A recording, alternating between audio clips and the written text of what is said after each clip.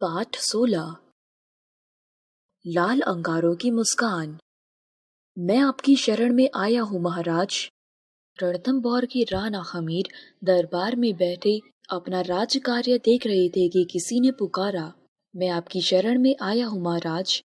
हमीर ने आंखें ऊपर उठाई तो एक बहादुर मुसलमान उनके सामने था। उसका सिर झुका हुआ, गला व्यथा से भराया और मुद्रा पीड़ित। कौन हो तुम? हमीर ने पूछा। महाराज, मैं दुखिया हूँ, मेरे प्राण संकट में हैं, आपकी शरण में आया हूँ। आगंतुक ने कहा। आगंतुक ने पूरी कहानी सुनाई। मेरा नाम महमशाह और काम सिपाहीगिरी है। बादशाह अलाउद्दीन खिलजी का खादिम। एक मामूली बात पर नाराज होकर बादशाह ने मेरे लिए फांसी का हुक्म सुना दिया। वे घड़ियां नजदीक थी कि जब फांसी का फंदा दम घोट कर मेरी लाश को चील और कुत्तों के लिए एक स्वादिष्ट नाश्ते की तरफ फेंक देता कि मैं जेल से फरार हो गया और अपने प्राणों की रक्षा के लिए यूं आपकी शरण में हाजिर हुआ। मेरी रक्षा कीजिए महाराज। हमीर ने गौर से माहम शाह को देखा। माहम बहुत घबराया हुआ था। दिल्ली और रणथंभौर के बीच तो राजपूतों के और भी कई राज्य हैं, तुम उनमें क्यों नहीं गए माहम? हमीर ने गंभीरता से पूछा। माहम ने और भी दिन होकर कहा, महाराज, मैं सबके दरवाजे गया, सबने सहानुभूति दी, पर कोई शरण न दे सका, क्योंकि मैं दिल्ली के बादशाह अलाउद्दीन खिलजी का भगोड़ा हूँ। मुझे शरण देकर कोई उन्हें नाराज नहीं करना चाहता। हमीर ने अपने सलाहकारों की तरफ देखा और उन्हें अनुत्साहित पाया। उनकी राय थी, महाराज, आज महम शाह की तलवार आपके द्वार शरणार्थी है, पर कल तक वह हमारे खून की प्यासी थी। हम उसे अपनी छाया में लेकर दिल्ली के तख्त की लपलपाती क्रोधाग्नि को न्योता क्यों दे? बात दिल्ली के तख्त की लपलपाती क्रोधाग्नि को न्योता देने की नहीं है सरदारों, यह कर्तव्य का प्रश्न है, आन का प्रश्न है। जब माहम इस द्वार से लौटेगा तो स्वर्ग में बैठे हजारों पूर्वज क्या सोचेंगे? क्या उनको स्वर्ग की सुख राज्यों में कांटों की चुभन का अनुभव नहीं होगा? हमीर ने आवेग में पूछा। सरदारों ने कहा, महाराज, आपकी बात परम पवित्र है, पर कर्तव्यों की भी तो एक सीमा है। कर्तव्य की सीमा? हमीर ने भड़क कर कहा। कर्तव्य की सीमा है? कर्तव्य और कर्तव्य की सीमा है कर्तव्य पालन। कर्तव्य पालन में सुख मिलेगा या दुख, जय होगी या पराजय, यह दुकानदारी की वृत्ति राजपूतों को शोभा नहीं देती। महम शरणार्थी है और शरणार्थी की रक्षा करना राजपूत का कर्तव्य है। हमें यह कर्तव्य पूरा करना है, फिर इससे दिल्ली का बादशाह नाराज हो या दुनिया का बादशाह। सामंत सरदार भी अब महाराज की भावधारा में आवगाहन कर व्यवहार बुद्धि से दूर भावना के क्षेत्र में पहुंच गए थे। उनके मुख से निकला, धन्य महाराज। हमीर ने कहा, माहम शाह, अब रणथंभौर तुम्हारा घर है। आराम से यहाँ रहो और यकीन रखो कि अब किसी की हिम्मत नहीं कि तुम्हारी तरफ तिरछी आंखों से देखे। कोई कष्ट हो तो हमें कहना। जाओ। कानों कान उड़ती यह खबर दिल्ली के बादशाह अलाउद्दीन खिलजी तक पहुंची तो वह तमतमा उठा। हमीर की यह हिम्मत कि मेरे चोर को बगल में ले।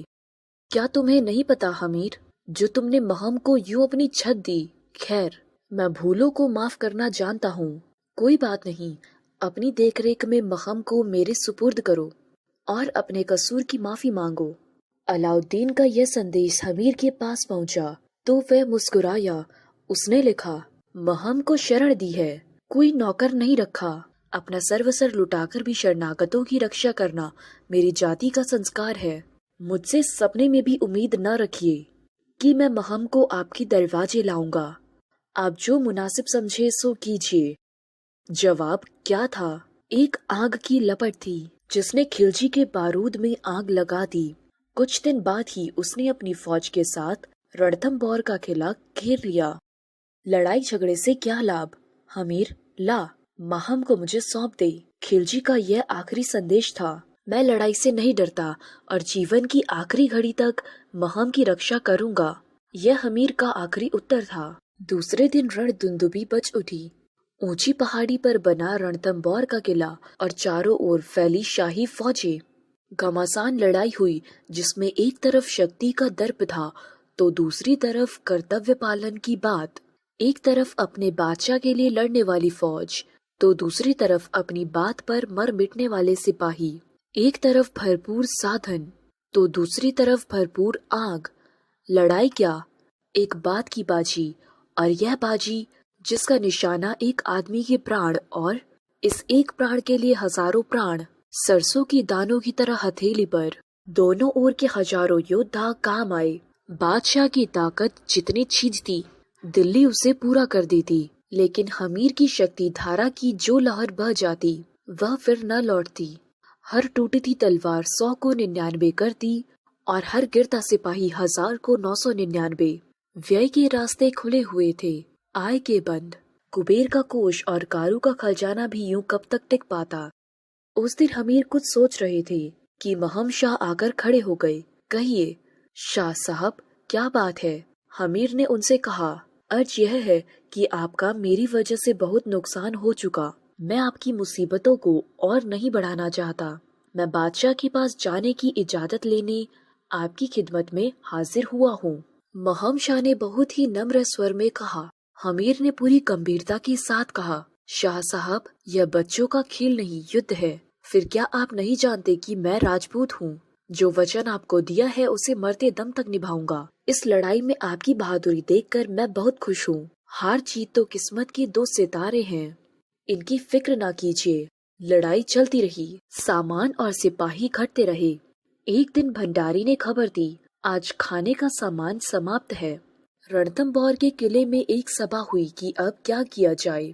महम शाह ने बहुत खुशामदी की, बहुत गिड़गिड़ाया कि उसे बादशाह को सौंपकर सुलह कर ली जाए, पर उसके प्रस्ताव का समर्थन करने वाला वहाँ कोई न था। सच्चाई यह है कि हमीर और उसके साथियों के सामने यह प्रश्न ही नहीं था कि हम कैसे बचे। उनकी विचार दिशा तो केवल यह थी कि हम कैसे लड़े। भावुकता का ऐसा ज्वार विश्व के इतिहास में शायद ही और कहीं आए। फैसला हुआ कि कल किले के द्वार खोल दिए जाएं तथा जमकर युद्ध हो। इस युद्ध का स्पष्ट अर्थ था आत्माहुति, सर्वस्व समर्पण। जीत की कामना सिपाही को उत्साह देती है तो विजय की आशा उसे बल। लेकिन ये कामना और आशा के झूले पर झूलने वाले सिपाही न थे। इन्हें झूलना नहीं, झूमना था। इन्हें बुझना नहीं, जुझना था। और किले में यौवन किलकारियां भरती इन स्त्रियों का क्या होगा? उन्होंने फैसला किया कि किले के द्वार खुलने से पहले हम जौहर करेंगी। अब वे सब निश्चिंत थे, जैसे उन्हें जो करना था कर चुके थे।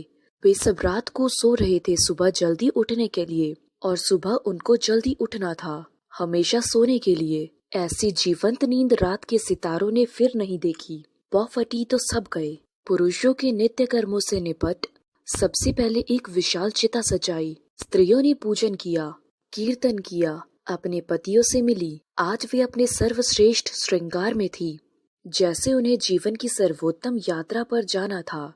और यूं वे दर्प दीप गति से चिता की ओर चली, जैसे स्वयंवर के बाद दुल्हनें अपने रथ की ओर बढ़ रही हों। आत्मा की अमरता का ऐसा विश्वास और मृत्यु का ऐसा मनोरम वर्ण क्या इतिहास के किसी और पृष्ठ में भी इतने प्रदीप्त रूप में लिखा गया है? किले का द्वार खोल दिया गया और रणथंभौर के योद्धा रण में कूद पड़े। रण तो यह दिल्ली की फौजों के लिए था, रणथंभौर वालों के लिए तो आत्मदान का यज्ञ था। माहम और हमीर साथ साथ आगे बढ़े और काल बंद कर शत्रु पर बरसे। दूसरे सिपाही भी खून की आखिरी बूंद तक लड़े।